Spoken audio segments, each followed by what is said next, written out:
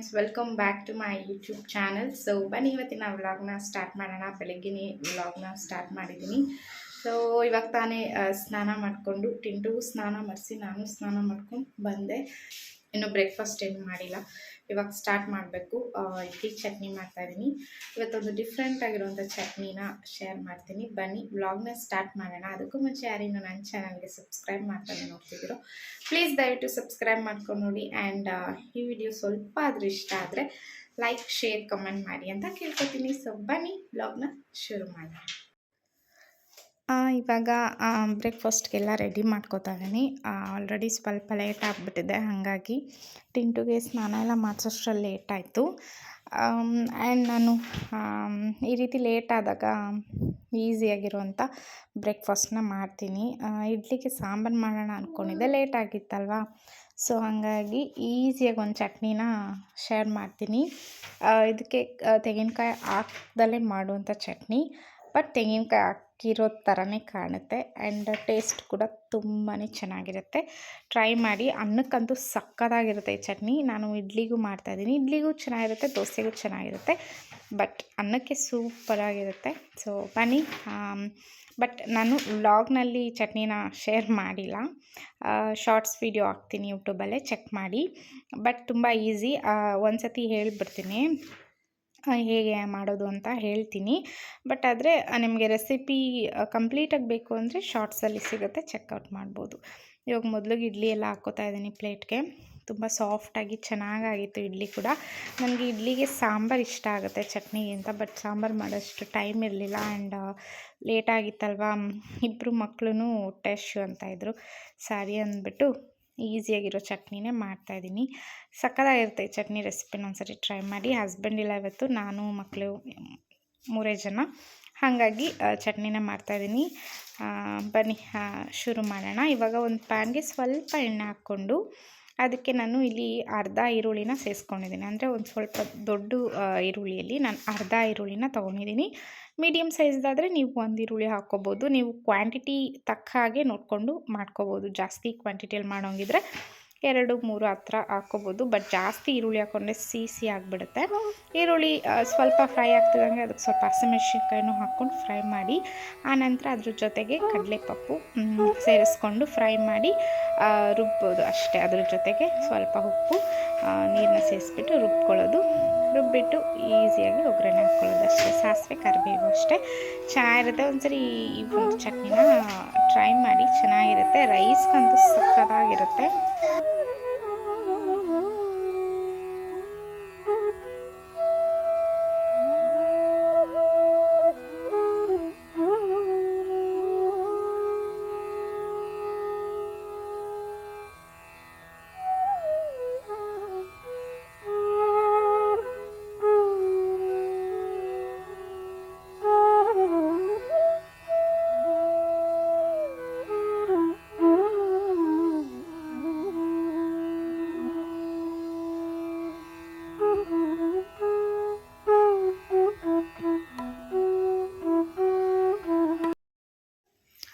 And ಇವಾಗ ಬೆಳಗ್ಗೆ breakfast ಮಾಡಿಬಿಟ್ಟು ಹಾಗೆ ಆಟ ಆಡ್ಕೊಂಡು ಹುಡುಗರ ಜೊತೆ ರೆಸ್ಟ್ ಮಾಡಿದ್ದಾಯಿತು. ಆ್ಯಂಡ್ ಟಿಟ್ಟುನ ಮಲಗಿಸಿ ನಾನು ಸ್ವಲ್ಪ ಹೊತ್ತು ಮಲ್ಕೊಂಡ್ಬಿಟ್ಟಿದ್ದೆ. ಆನಂತರ ಮಧ್ಯಾಹ್ನ ಬಂದು ಏನಾದರೂ ಮಾಡಬೇಕಲ್ವ ಅಡುಗೆ. ಸೊ ಅದಕ್ಕೆ ನೋಡ್ತಾ ಇದ್ದೀನಿ ಏನು ಮಾಡೋದು ಅಂತ. ಸ್ವಲ್ಪ ದೋಸೆ ಹಿಟ್ಟಿತ್ತು, ಅಂದರೆ ಒಂದು 2-3 ದೋಸೆ ಆಗೋಷ್ಟು ಹಿಟ್ಟಿತ್ತು ಅಷ್ಟೇ. ಅದಕ್ಕೆ ಏನು ಮಾಡಿದೆ ಅಂದರೆ ನಾನು ಗೋಧಿ ಹಿಟ್ಟನ್ನ ಮಿಕ್ಸ್ ಮಾಡಿಬಿಟ್ಟು ದೋಸೆ ಮಾಡೋಣ ಅಂದ್ಬಿಟ್ಟು ಮಾಡ್ತಾಯಿದ್ದೀನಿ. ಗೋಧಿ ಹಿಟ್ಟು ದೋಸೆ ಹಿಟ್ಟು ಜೊತೆ ಮಿಕ್ಸ್ ಮಾಡಿ ಮಾಡಿದ್ರೆ ಚೆನ್ನಾಗಿರುತ್ತೆ ಟೇಸ್ಟ್ ತಿನ್ನೋದಕ್ಕೆ. ಬರೀ ಗೋಧಿ ಹಿಟ್ಟು ದೋಸೆ ಅಂದರೆ ನಮ್ಮ ಮನೇಲಿ ತಿನ್ನೋದಿಲ್ಲ. ದೋಸೆ ಹಿಟ್ಟು ಜೊತೆ ಮಿಕ್ಸ್ ಮಾಡಿ ಮಾಡಿದ್ರೆ ತಿಂತಾರೆ, ಹಾಗಾಗಿ ಅದನ್ನು ಮಾಡ್ತಾಯಿದ್ದೆ. ಹಾಗೆ ಟಿಂಟುನು ಬಂದು ಕುತ್ಕೊಂಡಿದ್ದ ನನ್ನ ಜೊತೆ. ಅವನೇನಾದ್ರು ಈ ಥರ ಕುಕ್ ಮಾಡುವಾಗ ಆಟ ಆಡೋಕ್ಕೆ ಬೋರ್ ಆಯಿತು ಅಂದರೆ ಬಂದು ನನ್ನ ಜೊತೆ ಕುತ್ಕೋತಾನೆ. ಅವನ್ನ ಕೂರಿಸ್ಕೊಂಡು ಹಾಗೆ ದೋಸೆ ಮಾಡ್ತಾಯಿದ್ದೆ. ಚೆನ್ನಾಗಿ ಬರ್ತಾಯಿತ್ತು ದೋಸೆ. ಸರಿ ಅಂದ್ಬಿಟ್ಟು ನಾನು ಸ್ವಲ್ಪ ಜಾಸ್ತಿ ಹಸಿಟ್ಟನ್ನ ಹಾಕ್ಬಿಟ್ಟೆ. ಗೋಧಿ ಹಿಟ್ಟು ಸ್ವಲ್ಪ ಜಾಸ್ತಿನೇ ಹಿಟ್ಟಾಗಿತ್ತು. ಸೊ ಇದ್ದರೆ ನೈಟ್ಗೂ ಸುಡ್ಬೋದು ಆಗುತ್ತೆ ಅಂದ್ಬಿಟ್ಟು, ಅಂದರೆ ನಾನು ಒಂದೊಂದು ಸರಿ ಮುದ್ದೆ ತಿನ್ನಲ್ಲ. ಈ ರೀತಿ ದೋಸೆ ಹಿಟ್ಟಿದ್ರೆ ದೋಸೆನೇ ತಿಂತೀನಿ ನೈಟ್ ಟೈಮು. 1-2-3 ದೋಸೆ ತಿನ್ಕೋತೀನಿ ಅಷ್ಟೇ. ಅದಕ್ಕೆ ನೈಟ್ಗೂ ಆಗುತ್ತೆ ಬಿಡು ಅಂದ್ಬಿಟ್ಟು ಹಾಗೆ ಮಾಡ್ತಾಯಿದ್ದೆ. ಆ್ಯಂಡ್ ಅದಾದಮೇಲೆ ಸ್ವಲ್ಪ ಹೊತ್ತು ಕೂತ್ಕೊಂಡು ಸಂಜೆ ಆಗಿತ್ತು. ಹಿಂಗೆ ಪೂಜೆ ಏನು ಮಾಡೋಂಗಿಲ್ಲ ಅಲ್ವಾ, ಅದಕ್ಕೆ ಕೂತ್ಕೊಂಡು ಲ್ಯಾಪ್ಟಾಪಲ್ಲಿ ನಾನು ನಂದು ಇದು ನೋಡ್ತಾಯಿದ್ದೆ, ರೀಲ್ಸ್ ಮತ್ತು ವೀಡಿಯೋಸ್ ನನ್ನದೇ ನೋಡ್ಕೊಂಡು ಕೂತಿದ್ದೆ. ಆ್ಯಂಡ್ ಸ್ವಲ್ಪ ಎಡಿಟಿಂಗ್ ಕಲಿಯೋಣ ಲ್ಯಾಪ್ಟಾಪಲ್ಲಿ ಅಂದ್ಬಿಟ್ಟು ಅದನ್ನು ಕೂಡ ಚೆಕ್ ಮಾಡ್ತಾಯಿದ್ದೆ ವೀಡಿಯೋಸ್ನ. ಲ್ಯಾಪ್ಟಾಪಲ್ಲಿ ಎಡಿಟ್ ಮಾಡೋದು ಕಲ್ತ್ಕೊಳ್ಳೋಣ ಅಂತ. ಅದಾದಮೇಲೆ ಆ್ಯಸ್ ಯೂಶ್ವಲ್ ಸಂಜೆ ಡಿನ್ನರ್ ಏನಾದ್ರು ಮಾಡೋಕ್ಕೆ ಮುಂಚೆ ಪಾತ್ರೆ ಎಲ್ಲ ಸಿಂಕಲ್ಲಿ ಇತ್ತಲ್ವ, ಸೊ ಅದನ್ನೆಲ್ಲ ತೊಳೆದಿಟ್ಕೊಳ್ಳೋಣ ಅಂತ ವಾಶ್ ಮಾಡ್ತಾಯಿದ್ದೆ.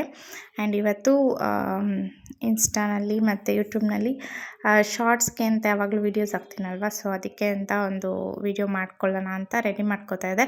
ಹಾಗೆ ಡಿನ್ನರ್ಗೂ ಆಗುತ್ತೆ ಅಂದ್ಬಿಟ್ಟು ಮಾಡ್ತಾಯಿದ್ದೀನಿ.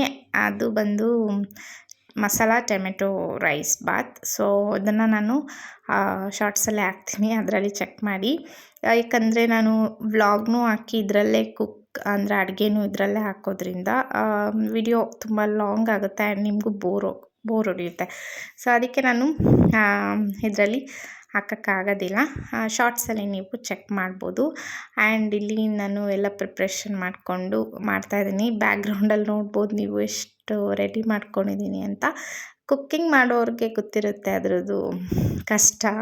ಅಂದರೆ ಎಲ್ಲ ರೆಡಿ ಮಾಡಿಟ್ಕೊಂಡು ಅದನ್ನ ಹೀಗೆ ಪ್ರೆಸೆಂಟ್ ಮಾಡಬೇಕು ಅಂತಿರುತ್ತಲ್ವ, ಸೊ ಹಾಗಾಗಿ ಸ್ವಲ್ಪ ಕಷ್ಟ ಆಗುತ್ತೆ. ಬಟ್ ವ್ಲಾಗ್ ಮಾಡ್ಕೊಂಡು ಕುಕ್ ಮಾಡೋದಿದೆಯಲ್ಲ, ಅಂದರೆ ರೆಸಿಪಿಗಳನ್ನ ಶೂಟ್ ಮಾಡೋದಿದೆಯಲ್ಲ, ಅದು ಸ್ವಲ್ಪ ಕಷ್ಟ. ಆ್ಯಂಡ್ ಇವಾಗ ಎಲ್ಲ ಎತ್ತಿಟ್ಕೊಂಡಿದ್ದನ್ನ ಎಲ್ಲ ಮತ್ತೆ ಎತ್ತಿಡ್ತಾ ಇದ್ದೀನಿ. ಹಾಗೆ ಬೆಳಗ್ಗೆಗೆ ಸ್ವಲ್ಪ ಇದು ಕ್ಯಾರೆಟ್ನ ತುರಿದಿಟ್ಟಿದ್ದೀನಿ, ನಾಳೆ ಒಂದು ರೆಸಿಪಿ ಮಾಡೋಣ ಅಂತ. ಆ್ಯಂಡ್ ನೋಡ್ಬೋದು ಸಕ್ಕತ್ತಾಗಿತ್ತು ರೈಸ್ ಬಾತ್. ಒಂದ್ಸರಿ ಟ್ರೈ ಮಾಡಿ, ಶಾರ್ಟ್ಸಲ್ಲಿ ಅಪ್ಲೋಡ್ ಮಾಡ್ತೀನಿ. ಮೇ ಬಿ ನಾಳೆ ಬರುತ್ತೆ, ಚೆಕ್ ಮಾಡಿ. ಸಕ್ಕತ್ತಾಗಿರುತ್ತೆ ರೈಸ್ ಬಾತ್ ಅಂತೂ, ಸೂಪರಾಗಿರುತ್ತೆ. ಒಳ್ಳೆ ಬಿರಿಯಾನಿ ತಿಂದಿರೋ ಫೀಲೇ ಇರುತ್ತೆ ನಿಮಗೆ, ಆ ರೀತಿ ಇರುತ್ತೆ ಟೇಸ್ಟು. ಒಂದ್ಸರಿ ಟ್ರೈ ಮಾಡಿ, ಚೆಕ್ ಮಾಡಿ. ಆ್ಯಂಡ್ ಇಲ್ಲಿ ಎಲ್ಲ ಎತ್ತಿಟ್ಕೊತಾ ಇದ್ದೀನಿ. ಪಾತ್ರೆ ಎಲ್ಲ ವಾಶ್ ಮಾಡಿದ್ದೆ ಅಲ್ವಾ, ಅದನ್ನೆಲ್ಲ ಜೋಡಿಸೋಣ ಅಂತ ಜೋಡಿಸ್ಕೊತಾ ಇದ್ದೀನಿ. ಯಾಕಂದರೆ ಇಲ್ಲಿ ಅಕ್ಕಿ ಹಾಕಿದ್ಮೇಲೆ ನಾನು ಅದು ಕುದಿಯೋಕ್ಕೆ ಸ್ಟಾರ್ಟ್ ಆದಾಗ ಲಿಡ್ ಕ್ಲೋಸ್ ಮಾಡ್ತೀನಿ, ಅದಕ್ಕೂ ಮುಂಚೆ ನಾನು ಲಿಡ್ ಕ್ಲೋಸ್ ಮಾಡಲ್ಲ. ಅಷ್ಟರಲ್ಲಿ ಆ ಗ್ಯಾಪಲ್ಲಿ ಸ್ವಲ್ಪ ಪಾತ್ರೆ ಎಲ್ಲ ಜೋಡಿಸ್ಕೊಳ್ಳೋಣ ಅಂತ ಜೋಡಿಸ್ಕೊತಾ ಇದ್ದೀನಿ. ಟಿಂಟುನು ಕುತ್ಕೊಂಡು ಕೆಳಗಡೆ ಆಟ ಆಡ್ತಾ ಇದ್ದಾನೆ.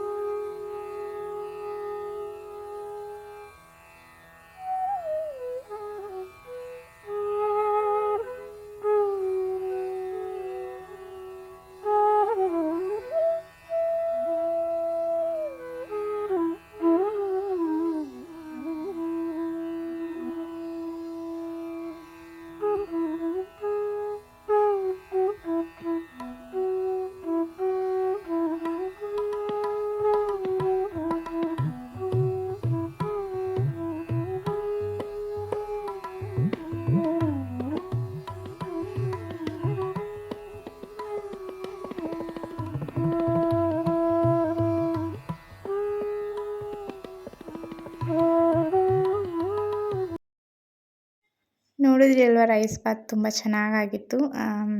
ವಿಡಿಯೋ ಅಪ್ಲೋಡ್ ಮಾಡ್ತೀನಿ, ಶಾರ್ಟ್ಸಲ್ಲಿ ಚೆಕ್ ಮಾಡಿ. ಯಾರಿಗಾದ್ರೂ ನಿಮಗೆ ವ್ಲಾಗ್ನಲ್ಲೇ ವಿಡಿಯೋನ ಕಂಪ್ಲೀಟಾಗಿ ತೋರಿಸ್ಬೇಕು ಅಂದರೆ ಕಾಮೆಂಟಲ್ಲಿ ಹೇಳಿ, ನೆಕ್ಸ್ಟ್ ಯಾವಾಗಲಾದ್ರು ಮಾಡಿದಾಗ ಶೇರ್ ಮಾಡ್ತೀನಿ. ಆ್ಯಂಡ್ ಇವಾಗ ಎಲ್ಲ ಕೆಲಸ ಅಂದರೆ ತಿಂದು ಮತ್ತು ಎಲ್ಲ ಮುಗಿದ್ಮೇಲೆ ಸ್ವಲ್ಪ ಹೊತ್ತು ರೆಸ್ಟ್ ಮಾಡಿ, ಇವಾಗ ಕೌಂಟರ್ ಟಾಪ್ ಎಲ್ಲ ಕ್ಲೀನ್ ಮಾಡ್ಕೊಳ್ಳೋಣ, ಗ್ಯಾಸ್ ಸ್ಟವ್ ಎಲ್ಲ ಅಂತ ಮಾಡ್ತಾಯಿದ್ದೀನಿ. ರೆಗ್ಯುಲರಾಗಿ ನೋಡೋರಿಗೆ ಗೊತ್ತಿರುತ್ತೆ, ನಾನು ನೈಟ್ ಟೈಮ್ ಆಗಲಿ ಅಡುಗೆ ಆದಮೇಲೆ ಯಾವಾಗಲೇ ಆಗಲಿ ಗ್ಯಾಸ್ನೆಲ್ಲ ನೀಟಾಗಿ ಒರೆಸ್ಬಿಟ್ಟು ಕೌಂಟರ್ ಟಾಪ್ ಎಲ್ಲ ಕ್ಲೀನ್ ಮಾಡಿಬಿಟ್ಟೆ ಮಲ್ಕೊಳ್ಳೋದು. ಯಾಕಂದರೆ ನನಗೆ ಕಿಚನ್ ಕಂಪ್ಲೀಟಾಗಿ ಕ್ಲೀನಾಗಿತ್ತು ಅಂದರೆ ಬೆಳಗ್ಗೆ ಎದ್ದು ಬಂದ ತಕ್ಷಣ ಒಂದು ರೀತಿ ಪೀಸ್ ಮೈಂಡ್ ಇರುತ್ತೆ. ಇಲ್ಲಾಂದರೆ ಕೋಪ ಜಾಸ್ತಿ ಬಂದು ಕಿರ್ಚಾಡ್ತಾ ಇರ್ತೀನಿ. ನನಗೆ ಕೆಲಸ ಕಣ್ಣಿಗೆ ಕಾಣಿಸೋ ಥರ ಇರಬಾರ್ದು, ಅದಕ್ಕೆ ನಾನು ಯಾವಾಗಲೂ ಆದಷ್ಟು ಕ್ಲೀನಾಗಿ ಇಟ್ಬಿಟ್ಟೆ ಮಲ್ಕೋತೀನಿ. ಹಾಲ್ ಕೂಡ ಅಷ್ಟೇ, ಎಲ್ಲ ಫುಲ್ಲು ಅಡ್ಡಿರ್ತಾನೆ. ಟಿಂಟು ಪಿಲೋಸು, ಕುಷನ್ಸ್ ಕವರು ಎಲ್ಲ ನೀಟಾಗಿ ಎತ್ತಿಟ್ಬಿಟ್ಟೆ ನಾನು ನೈಟ್ ಟೈಮ್ ಮಲ್ಗೋದು. ಯಾಕಂದರೆ ಬೆಳಗ್ಗೆ ಎದ್ದು ಬಂದಾಗ ಅದೆಲ್ಲ ನೋಡಿದ್ರೆ ಒಂಥರ ಕ್ಲೀನಾಗಿಲ್ಲ ಅಂದರೆ ತುಂಬ ಸಿಟ್ಟು ಬರುತ್ತೆ, ಕೋಪ ಬರುತ್ತೆ. ಕ್ಲೀನಾಗಿತ್ತು ಅಂದರೆ ಓಕೆ, ಕ್ಲೀನಾಗಿದೆ ಅಂತ ನಮ್ಮದು ಒಂದು ಪೀಸ್ ಮೈಂಡ್ ಇರುತ್ತೆ. ಹಾಗಾಗಿ ಎಲ್ಲ ಇವಾಗ ಕ್ಲೀನ್ ಮಾಡ್ಕೋತಾ ಇದ್ದೀನಿ. ರೆಸಿಪೀಸ್ ಮಾಡುವಾಗ ಸ್ವಲ್ಪ ಗ್ಯಾಸ್ ಸ್ಟವೆಲ್ಲ ಆಯಿಲೆಲ್ಲ ಸ್ಪ್ರೆಡ್ ಆಗಿರುತ್ತಲ್ವ, ಸೊ ಅದಕ್ಕೆ ನಾನು ಸ್ಪ್ರೇ ಯೂಸ್ ಮಾಡಿಕೊಂಡೆ ಬೇಗ ಬೇಗ ಕ್ಲೀನ್ ಮಾಡ್ಕೋತಾ ಇದ್ದೀನಿ.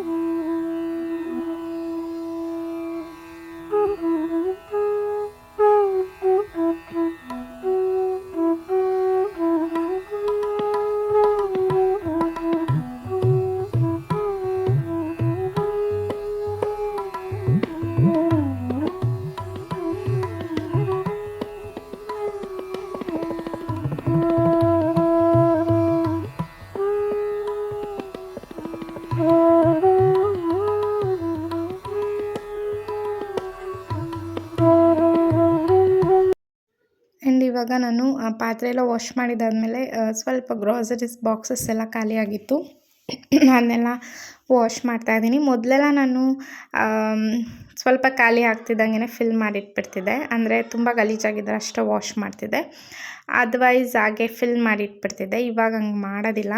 ನಾನೊಂದು 2-3 ರೀಲ್ ನೋಡಿದೆ ನಾನು ಇನ್ಸ್ಟಾಗ್ರಾಮಲ್ಲಿ. ತುಂಬ ಒಂದು 2-3 ಜನ ಹೇಳಿದ್ದು, ಅಂದರೆ ಗುರೂಜಿ ಥರ ಇರ್ತಾರಲ್ವ, ಅಂದರೆ ನಾನು ಅವ್ರನ್ನ ಅಂದರೆ ತುಂಬ ಆಳವಾಗೆಲ್ಲ ನಂಬಕ್ಕೆ ಹೋಗಲ್ಲ, ಒಂದು 2-3 ಜನ ಹೇಳಿದ್ರಲ್ವ, ಸೊ ಹಾಗಾಗಿ ನಂಬಿದೆ.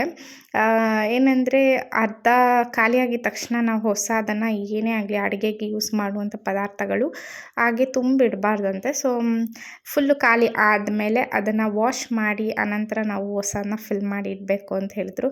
ಆವಾಗಿಂದ ಅದನ್ನ ಫಾಲೋ ಮಾಡ್ತಾಯಿದ್ದೀನಿ. ಅಂದರೆ ತುಂಬ ಆಳವಾಗೆಲ್ಲ ನಂಬಕ್ಕೆ ಹೋಗಲ್ಲ, ಅಂದರೆ ನಂಬಿಕೆ ಇರಬೇಕು, ತುಂಬ ಅತಿಯಾಗಿ ನಂಬಾರ್ದು ಯಾವುದನ್ನು.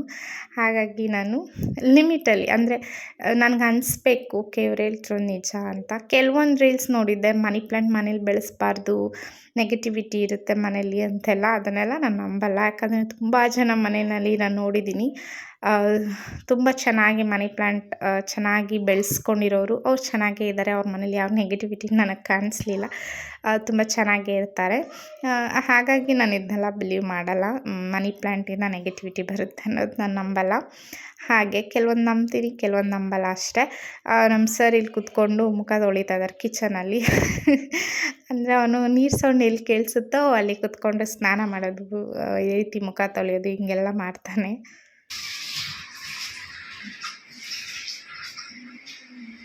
ಏನು ಮಾಡ್ತಿದ್ಯಾ ಅಪ್ಪು? ಮುಖ ತೊಳಿತಿದ್ಯಾ ಕಿಚನಲ್ಲಿ? ಮಮ್ಮಿ ಪಾರು ತೊಳಿತಿದ್ರೆ ನೀನು ಮುಖ ತೊಳಿತಾ ಇದೆಯಾ? ಓ ಮೈ ಗಾಡ್, ಸ್ನಾನ ಮಾಡ್ದಾ? ಇಷ್ಟೊತ್ತಲ್ಲಿ 11 o'clock ಬೆಳಿಗ್ಗೆ ಮಾಡ್ದಾ?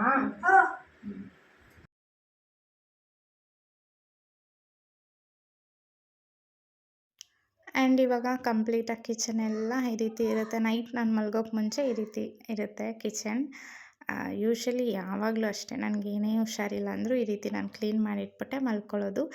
ಆ್ಯಂಡ್ ಮಲ್ಗೋಕ್ಕೆ ಮುಂಚೆ ಒಂದು ಗ್ಲಾಸ್ ಬಿಸಿನೀರು ಕುಡಿತೀನಿ. ಇದು ನಾನು ತುಂಬ ದಿನದಿಂದ ಫಾಲೋ ಮಾಡ್ತಾಯಿದ್ದೀನಿ. ತುಂಬ ಒಳ್ಳೆ ರಿಸಲ್ಟ್ ಇದೆ. ನೀವು ಕೂಡ ಫಾಲೋ ಮಾಡ್ಬೋದು. ಗ್ಯಾಸ್ಟ್ರಿಕ್ ಸಮಸ್ಯೆ ಇರೋರು, ತಿಂದಿದ್ದು ಜೀರ್ಣ ಆಗಿಲ್ಲ ಅಂದರೆ, ಅಥವಾ ಹೆವಿಯಾಗಿ ತಿಂದ್ಬಿಟ್ಟಿದ್ರೆ, ಈ ರೀತಿ ಎಲ್ಲ ಆದಾಗ ತುಂಬ ಯೂಸ್ ಆಗುತ್ತೆ. ಆ್ಯಂಡ್ ಬ್ಯಾಡ್ ಕೊಲೆಸ್ಟ್ರಾಲ್ನ ಕರಗಿಸುತ್ತೆ. ಟ್ರೈ ಮಾಡಿ. ಆ್ಯಂಡ್ ಬೆಳಗ್ಗೆಗೆ ಅಂದ್ಬಿಟ್ಟು ನಾನು ಏನೇನೆಲ್ಲ ನೆನೆಸಿಡಬೇಕೋ ಅದನ್ನೆಲ್ಲ ನೆನೆಸಿಡ್ತಾ ಇದ್ದೀನಿ. ಹಾಗೆ ನಾನು ಡೈಲಿ ಮಲಗುವಾಗ 1 ಗ್ಲಾಸ್ ನೀರಿಗೆ 1 ಸ್ಪೂನ್ ಸಬ್ಜಾ ಸೀಡ್ಸ್ ಬರುತ್ತಲ್ವ, ಸಬ್ಬಸಿಲ್ ಸೀಡ್ಸ್, ಅದನ್ನು ನೆನೆಸಿಡ್ತೀನಿ.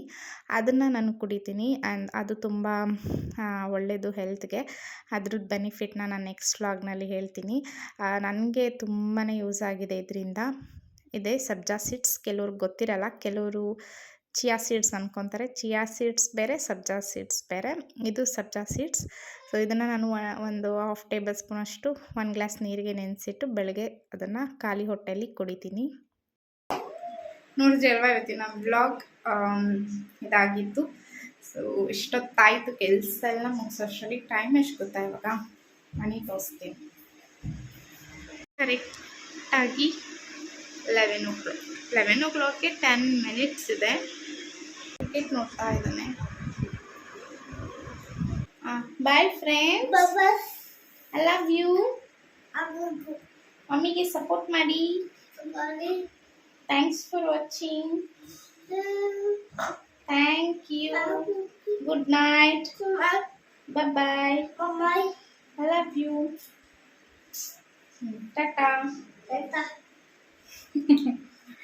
11 o'clock ಆಗಿದೆ. ಟೈಮ್ ನೋಡಿದ್ರಲ್ವ, ಇಷ್ಟೊತ್ತಾಯಿತು ಕೆಲಸ ಎಲ್ಲ ಮುಗಿಸೋಷ್ಟರಲ್ಲಿ. ಹೋಗಿ ಮಲ್ಕೋಬೇಕು, ಪಚ್ಚಿ ಮಾಡಬೇಕು, ಟೈರ್ಡ್ ಆಗಿದೆ. ಡೈಲಿ ನಾನು 1 ಗ್ಲಾಸ್ ಬಿಸಿನೀರು ಕುಡಿದ್ಬಿಟ್ಟು ಮಲ್ಕೋತೀನಿ. ತುಂಬ ಒಳ್ಳೆಯದು. ತುಂಬ ಜಾಸ್ತಿ ತಿಂದ್ಬಿಟ್ಟಿದ್ರೆ ಇದೆಲ್ಲ ಆಗಿದ್ರೆ ತುಂಬ ಒಳ್ಳೆಯದು. ಬಿಸಿನೀರು ನೈಟ್ ಹೊತ್ತು ಕುಡಿದ್ಬಿಟ್ಟು ಮಲ್ಕೊಳ್ಳಿ. ತುಂಬ ಆಯಿಲಿ ಫುಡ್ ಏನಾದ್ರು ತಿಂದಿದ್ರೆ, ಅಥವಾ ಗ್ಯಾಸ್ಟ್ರಿಕ್ ಇದ್ದರೆ, ಅಥವಾ ತಿಂದಿರೋದೆಲ್ಲ ಜೀರ್ಣ ಆ ಥರ ಫೀಲ್ ಆಗ್ತಿದ್ರೆ ಬಿಸಿನೀರು ಕುಡೀರಿ, ಎಲ್ಲ ಸಾಲ್ವ್ ಆಗುತ್ತೆ. ಓಕೆ ಫ್ರೆಂಡ್ಸ್, ಇವತ್ತಿನ ವ್ಲಾಗ್ ಸ್ವಲ್ಪ ಇಷ್ಟ ಆಗಿದೆ. ಪ್ಲೀಸ್ ಲೈಕ್, ಶೇರ್, ಕಾಮೆಂಟ್ ಮಾಡಿ. ಆ್ಯಂಡ್ ಯಾರು ನಿಮ್ಮ ಚಾನಲ್ಗೆ ಸಬ್ಸ್ಕ್ರೈಬ್ ಮಾಡಿರೋ ಪ್ಲೀಸ್ ಸಬ್ಸ್ಕ್ರೈಬ್ ಮಾಡ್ಕೊಂಡು ನೋಡಿ. ಆಲ್ರೆಡಿ ಸಬ್ಸ್ಕ್ರೈಬ್ ಮಾಡಿರೋರಿಗೆ ಥ್ಯಾಂಕ್ ಯು ಸೋ ಮಚ್. ಇವತ್ತಿನ ವ್ಲಾಗ್ನ ಇಲ್ಲಿಗೆ ಎಂಡ್ ಮಾಡ್ತೀನಿ. ನಾಳಿನ ವ್ಲಾಗಲ್ಲಿ ಮತ್ತೆ ಸಿಗೋಣ. Thanks for watching till then.